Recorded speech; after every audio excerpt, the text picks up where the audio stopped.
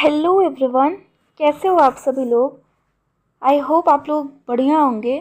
तो आज की इस वीडियो में हम आप लोगों के लिए लेकर आए हैं मानव उत्सर्जन तंत्र ह्यूमन एक्सक्रीटरी सिस्टम के इम्पॉर्टेंट क्वेश्चंस, जिसे आप इस क्वेश्चंस के थ्रू सारे कॉन्सेप्ट्स को समझ जाइएगा। ठीक है, तो चलिए इस वीडियो को स्टार्ट करते हैं। और वीडियो अगर आपको पसंद आती है तो आप सभी भी इस वीडियो पे प्यार दिखाइएगा, अपना ज़्यादा से ज़्यादा लाइक कीजिएगा, शेयर कीजिएगा, कमेंट कीजिएगा। ओके, तो जैसा कि हम बात करें अपने रेलवे एग्ज़ाम की, तो चाहे वो एनटीपीसी हुआ या फिर ग्रुप डी हुए, तो सारे एग्ज़ाम में हम सभी जानते हैं कि साइंस की वेटेज 25 क्वेश्चंस के अप्रॉक्स होती है और उसमें सबसे ज़्यादा बायो के क्वेश्चंस पूछे जा रहे हैं। तो उस बायो के क्वेश्चंस के लिए हमें टॉपिक वाइज चीज़ें करनी पड़ेगी। और ऐसा ही नहीं है कि सिर्फ क्वेश्चंस के थ्रू हमें कॉन्सेप्ट्स को भी जानना है, क्योंकि क्वेश्चन केवल पढ़ के सारी चीज़ें नहीं हो पाएंगी, स्पेशली बायोलॉजी में। ठीक है, तो क्वेश्चंस के थ्रू हम कॉन्सेप्ट्स को भी यहाँ पर वन बाय वन देखते चलेंगे। तो चलिए स्टार्ट करते हैं। यहाँ पर जो आप डायग्राम देख रहे हो एक्सक्रीटरी सिस्टम का, तो इसमें हमें यहाँ पर दिख रहा है कि 2 किडनी लगी हुई है, राइट। इसका कलर मैं चेंज कर दे रही हूँ। यहाँ पर आप देख रहे हो कि यहाँ पर 2 किडनी लगी हुई है, और मैंने आपको बताया हुआ है इसके पिछले सेशन में किडनी के ऊपर कौन सी ग्लैंड प्रेजेंट होती है, एड्रीनल ग्लैंड, जिसे हम लोग अधिवृक्क ग्रंथि बोलते हैं।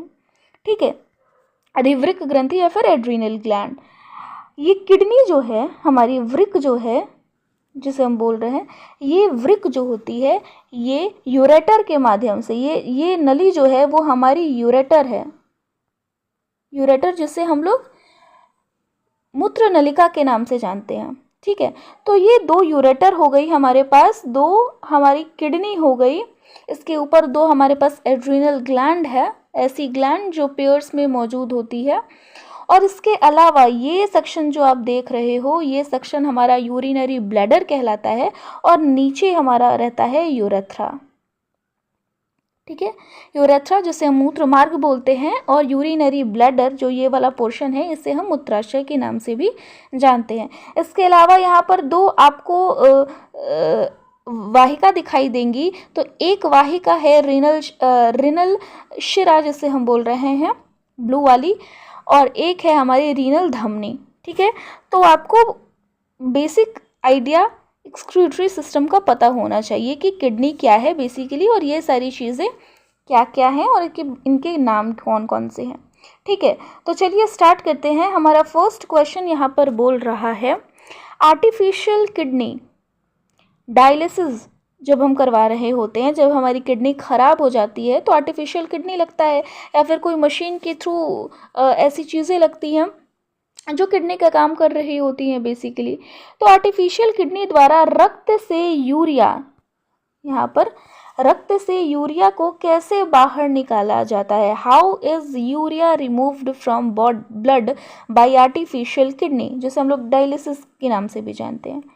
तो हम सभी जानते हैं किडनी का काम क्या होता है, फिल्टरेशन करना, बेसिकली फिल्टर कर रही होती है। तो जब हमारी किडनी ख़राब हो जाती है, जब हम डायलिसिस करवाते हैं एक मशीन के थ्रू, अपनी सारी चीज़ों को फिल्टरेट करवाते हैं, तो वो फिल्टरेशन के थ्रू नहीं होती है, क्योंकि हम लोग तो आर्टिफिशियल किडनी यूज़ कर रहे होते हैं। तो ये जो प्रोसेस होता है वो ऑस्मोसिस के थ्रू बाहर निकाला जाता है, फिल्टरेशन के थ्रू नहीं। हमारी एक्चुअल किडनी जो होती है वो फिल्टरेशन के थ्रू बाहर करती है, लेकिन यहाँ पर हम आर्टिफिशियल किडनी यूज़ कर रहे हैं, तो यहाँ पर ऑस्मोसिस के थ्रू बाहर निकाला जाता है रक्त से यूरिया को, ब्लड से यूरिया को। ठीक है, तो यहाँ पर करेक्ट ऑप्शन हो जाएगा option number A, that is osmosis. Okay, next question की तरफ हम बढ़ते हैं। कौन सा भाग मूत्राशय मीन्स यूरिनरी ब्लैडर और गुर्दे किडनी को जोड़ता है? ये रहा हमारा किडनी, ठीक है, जिसे हम लोग वृक्क के नाम से जानते हैं, एंड ये रहा हमारा मूत्राशय, जैसे हम यूरिनरी ब्लैडर के नाम से जानते हैं। तो मैंने आपको बताया ये जो नलिका है, ये जो पाइप जिसे हम बोल सकते हैं, इसे हम किस नाम से जानते हैं? तो यहाँ पर इसे हम यूरेटर के नाम से जानते हैं। ये हमारी मूत्र नलिका होती है, यूरेटर होती है, राइट। यूरेथ्रा ये वाला पोर्शन होता है गोल वाला, जिसमें हमारी स्टोर होती है यूरिन आकर, और एक प्रेशर फील होता है तो हम एक्सक्रीट आउट करते हैं अपने यूरिन को, और ये है हमारी यूरेथ्रा। तो आपको डायग्राम्स के थ्रू भी सारी चीज़ें याद रखनी है कि कौन सा पार्ट क्या है हमारा बेसिकली, ठीक है। तो यहाँ पर करेक्ट ऑप्शन आपको दिख जाएगा option number B, that is ureter. Okay, बढ़ते हैं नेक्स्ट क्वेश्चन की तरफ। यहाँ पर क्वेश्चन नंबर 3 बोल रहा है मूत्र जो कि यूरिन होता है उसमें कितना प्रतिशत जल होता है, ठीक है। What percentage of water is in urine. तो हम सभी जानते हैं हमारा जो यूरिन होता है उसमें 95% वाटर होता है, ठीक है। इसके अलावा 95% वाटर के अलावा हमारे यूरिन में और कौन कौन सी चीज़ें होती हैं, थोड़ी सी आपको यूरिया मिलेगी, इसके अलावा थोड़ी सी आपको अमोनिया दिखाई देगी, ठीक है। यूरिक एसिड की भी बहुत स्मॉल क्वांटिटी हमें दिखाई देती है। एंड विटामिन्स की अगर मैं बात करूँ तो कभी कभी हमारे यूरिया के थ्रू विटामिन्स भी एक्सक्रीट आउट हो रहे होते हैं। तो कौन से vitamin, vitamin B and vitamin C, ठीक है। तो हमें ये चीज़ें भी याद रखनी होती हैं, ठीक है। तो यहाँ पर करेक्ट ऑप्शन हो जाएगा option number B, that is 95%। और हमारे मूत्र का, हमारे यूरिन का कलर कौन सा होता है, तो पेल येलो होता है। और किस हल्का पीला होता है, और किसकी वजह से हल्का पीला होता है, तो एक वर्णक पाया जाता है, एक पिगमेंट पाया जाता है जिसे हम लोग यूरोक्रोम बोलते हैं, ठीक है। तो यूरोक्रोम की वजह से हमारी जो यूरिन होती है उसकी कलर येलो, हमें पेल येलो दिखाई देती है। और यूरोक्रोम क्या है, बेसिकली आरबीसी के नष्ट होने से यूरोक्रोम पिगमेंट बनता है, और इसी की वजह से हमारा जो भी यूरिन होता है वो येलो कलर का होता है। ओके, नेक्स्ट क्वेश्चन है हमारा, एक सामान्य वयस्क मनुष्य प्रतिदिन कितना मूत्र उत्पादित करता है। How much urine does a normal adult human produce per day. तो यहाँ पर करेक्ट ऑप्शन हो जाएगा 1000 to 2000 ml। Option number C is the correct option. यहाँ पर ml में है, अगर मैं लीटर की बात करूँ तो 1 to 2 लीटर, ये भी चीज़ आपको याद रखनी है, चाहे वो लीटर हो चाहे वो मिलीलीटर हो, ठीक है। ओके, नेक्स्ट क्वेश्चन की तरफ हम बढ़ते हैं। मूत्र निर्माण की घटनाओं का सही क्रम इनमें से कौन सा है। What is the correct sequence of events in urine formation, ठीक है। तो हम सभी जानते हैं हमारी किडनी जो होती है वो फिल्टरेशन का काम बेसिकली करती है, लेकिन हमारी बॉडी में स्पेशली हमारी किडनी जिसमें नेफ्रॉन्स प्रेजेंट होते हैं वो बहुत कंजूस होते हैं। मतलब फिल्टरेशन तो हो ही जाती है, उसके बाद भी जो भी फिल्टरेट होता है उसमें से भी कुछ इम्पॉर्टेंट विटामिन्स, कुछ इम्पॉर्टेंट मिनरल्स वो दोबारा से रीअब्जॉर्प्शन कर लेती है, राइट। और उसके बाद सिक्रीट होने के लिए छोड़ देती है यूरिन को, ठीक है। तो अगर मैं ऐसे डायग्राम से आप लोगों को बताऊं, ठीक है, तो चलिए थोड़ा सा इसके बारे में मैं आपको डिटेल में समझा देती हूँ यहाँ पर। ओके, तो मैं किडनी की बात कर रही थी बेसिकली, ठीक है। तो किडनी जो है यहाँ पर हमारी, हम सभी जान रहे हैं 2 किडनी हमारी यहाँ पर ऐसे प्रेजेंट होती है, ठीक है। और यहाँ से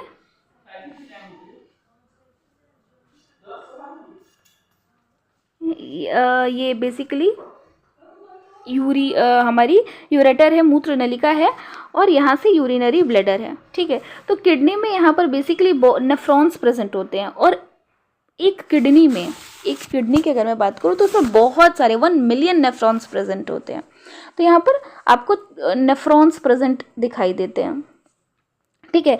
तो अब नेफ्रॉन की अगर मैं पर्टिकुलरली बात करूं, नेफ्रॉन जिसकी संख्या 1 मिलियन से भी ज़्यादा होती है एक किडनी में, ठीक है। तो उसकी संरचना की अगर मैं बात करूं तो बोमन्स कैप्सूल और रीनल टिब्यूल के फॉर्म में होता है। बोमन्स कैप्सूल, अगर मैं डायग्राम की बात करूं तो यहाँ पर बेसिकली इस टाइप का इसका कुछ डायग्राम होता है, मैं आपको लेबलिंग भी करा दूंगी कि ये सारी कौन कौन सी चीज़ें हैं, ठीक है। तो ये चीज़ें जो हो, ये वाला पार्ट हमारा बोमन कैप्सूल कहलाता है, बोमन्स कैप्सूल, ठीक है, बोमन्स कैप्सूल। उसके बाद ये वाली चीज़ें जो हैं, ये वाली चीज़ें हमारी PCT means proximal convoluted tubule कहलाता है ये। उसके बाद हमारा नीचे वाला जो पोर्शन है वो हमारा हेनले, लूप ऑफ हेनले कहलाता है, लूप ऑफ हेनले, और इधर वाला पोर्शन हमारा कहलाता है DCT means distal convoluted tubule. ठीक है, तो ये वाला तीनों जो पोर्शन है PCT, लूप ऑफ हेनले और DCT, ये रीनल ट्यूब्यूल कहलाते हैं, और ये बोमन कैप्सूल हमारा अलग से होता है। तो बेसिकली एक नेफ्रॉन में आप देख सकते हो कि एक नेफ्रॉन जो कि 1 मिलियन प्रेजेंट होता है किडनी में, वो अंदर जाकर उसकी संरचना कितनी ज़्यादा बड़ी होती है, जिसमें वोमन कैप्सूल भी प्रेजेंट है। इसके अलावा रीनल ट्यूब्यूल जिसमें ये तीनों चीज़ें आते हैं, ये सारी चीज़ें भी प्रेजेंट हैं। ठीक है, तो ये वाला डायग्राम में हमारे पास यहाँ पर बेसिकली दो धमनियाँ आती हैं। तो फर्स्ट धमनी जो आती है, जो उसे हम लोग अभिवाही धमनी बोलते हैं। यहाँ से जो फर्स्ट धमनी आती है, तो जो थोड़ी सी मोटी होती है, उसे हम लोग अभिवाही धमनी या फिर एफरेंट आर्टरियोल के नाम से जानते हैं। ये एफरेंट आर्टरियोल होता है। और बेसिकली धमनी जो जाती है वो अपोवाही धमनी होती है, जिससे हम लोग इफरेंट आर्टरियोल के नाम से जानते हैं। इफरेंट आर्टरियोल। ठीक है, तो ये वाली जो आर्टरियोल होती है, ये वाली जो धमनी होती है, वो रक्त को, हमारे ब्लड को कोशिका गुच्छ, अगर मैं बात करूँ तो ये क्या है, तो कोशिका गुच्छ, जैसे हम लोग बोमन्स कैप्सूल बोल रहे हैं, बोमन्स कैप्सूल उससे बाहर लेकर जा रही होती है। ठीक है, रीएब्जॉर्प्शन के लिए। और ये वाली जो होती है एफरेंट आर्टरियोल, ये रक्त को, ब्लड को कोशिका गुच्छ तक, बोमन कैप्सूल तक पहुंचाती है। तो ये सारी चीज़ें होती है। तो हम यहाँ पर देख सकते हैं कि पहले तो फिल्टरेशन हुआ हमारी किडनी के थ्रू, राइट, उसके बाद रीएब्जॉर्प्शन हुआ। ठीक है, रीएब्जॉर्प्शन हुआ एंड देन सिक्रीशन के लिए हमारी किडनी उसे छोड़ देती है। तो ये हमें पता होना चाहिए। यहाँ पर करेक्ट ऑप्शन हो जाएगा option number B. Okay, next question की तरफ हम बढ़ते हैं। नेक्स्ट क्वेश्चन यहाँ पर हमारा बोल रहा है, इनमें से कौन सा पशु निर्मित नाइट्रोजन युक्त अपशिष्ट नहीं है? Which of these is not an animal made nitrogenous waste? ठीक है, तो हम सभी जानते हैं कि यूरिक एसिड होता है, ठीक है, अमोनिया होता है, लैक्टिक एसिड नहीं होता है, और यूरिया होता है। हम मानव ह्यूमंस की अगर मैं बात करूँ तो हमारे में क्या होता है? यूरिया। ठीक है, हम एक यूरियोटेलिक होते हैं। यूरिक एसिड कौन होते हैं? Uric acid means uricotelic birds वगैरह हो गए, बर्ड्स आ गई, छिपकली आ गई, जो भी सरीसृप होते हैं, ये सारी चीज़ें आ गई। ठीक है, अमोनिया कौन प्रोड्यूस करेगा? अमोनोटेलिक कौन होते हैं? तो मछली, बेसिकली जो जल में रहते हैं, फिशेस वगैरह, ये सारी चीज़ें अमोनिया को प्रोड्यूस कर रहे होते हैं। ठीक है, तो हमें ये सारी चीज़ें पता होनी चाहिए। लैक्टिक एसिड कोई भी प्रोड्यूस नहीं करता है। ओके, तो यहाँ पर करेक्ट ऑप्शन हो जाएगा option number C, that is lactic acid. ये नहीं बनता है। यूरिकोटेलिक होते हैं, यूरियोटेलिक होते हैं एंड अमोनोटेलिक होते हैं, लेकिन लैक्टिक एसिड का फॉर्मेशन, मतलब लैक्टिक एसिड किसी में नहीं बनता, एक्सक्रीट नहीं होता है।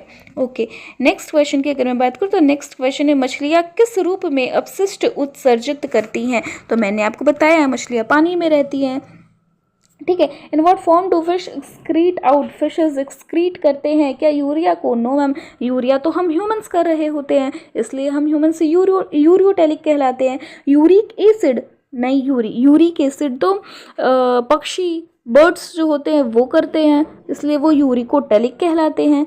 अमोनिया प्रोड्यूस करते हैं मछली, क्योंकि वो पानी में रहते हैं, और अमोनिया सबसे ज़्यादा विषैला उत्सर्जी पदार्थ होता है, जिसे निकालने के लिए बहुत ज़्यादा अमाउंट में हमें वाटर की ज़रूरत होती है।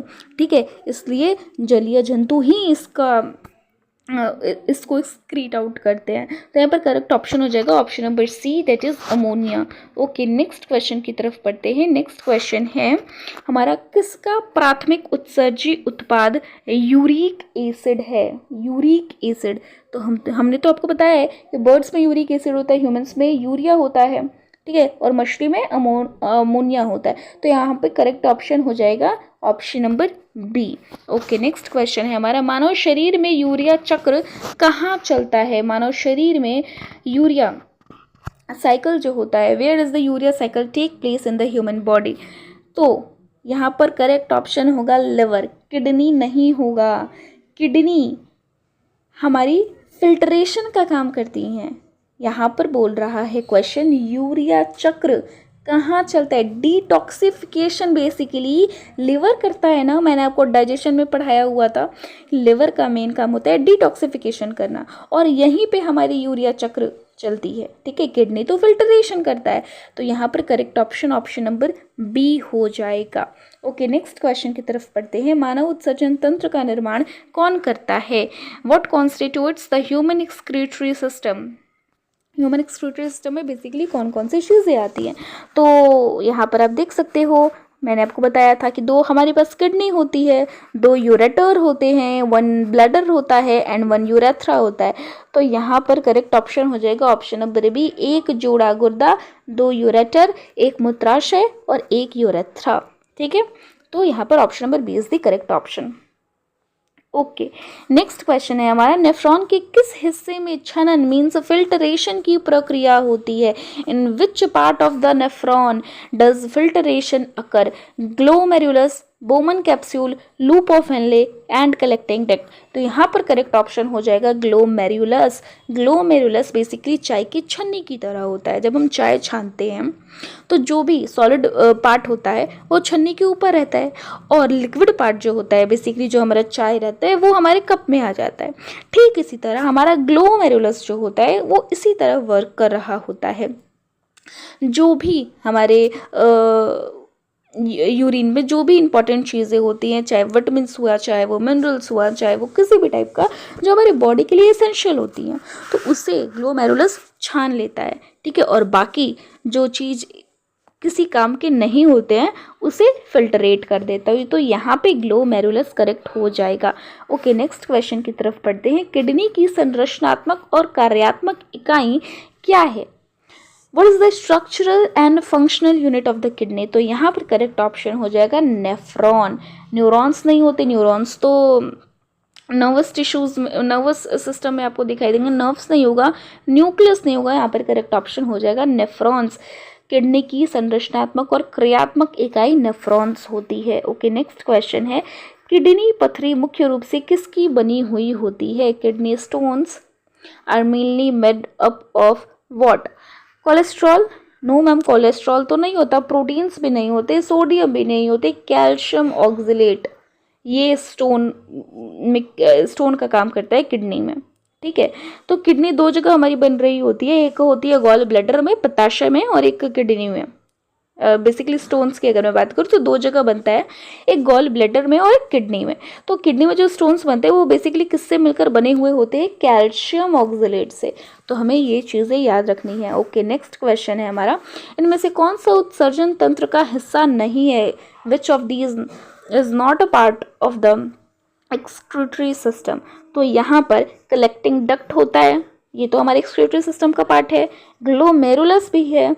ब्रोंकियोल्स तो रेस्पिरेशन में हेल्प करते हैं मैम, ब्रोंकियोल्स यहाँ पर रॉन्ग हो जाएगा। बोमन्स कैप्सूल भी हमारे एक्सक्रीटरी सिस्टम में हेल्प करता है। तो यहाँ पर करेक्ट ऑप्शन सी हो जाएगा, क्योंकि ये हमारे रेस्पिरेशन में हेल्प करते हैं, ना कि एक्सक्रीशन में।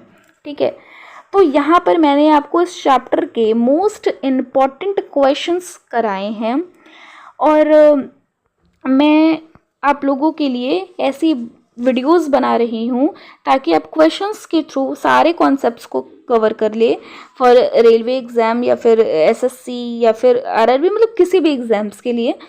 तो ठीक है, तो आप लोग का भी काम है कि आप लोग इस वीडियो को प्यार दिखाइए ज़्यादा से ज़्यादा। मिलते हैं किसी नेक्स्ट वीडियो में किसी नए टॉपिक के साथ, तब तक पढ़ाई करते रहिए।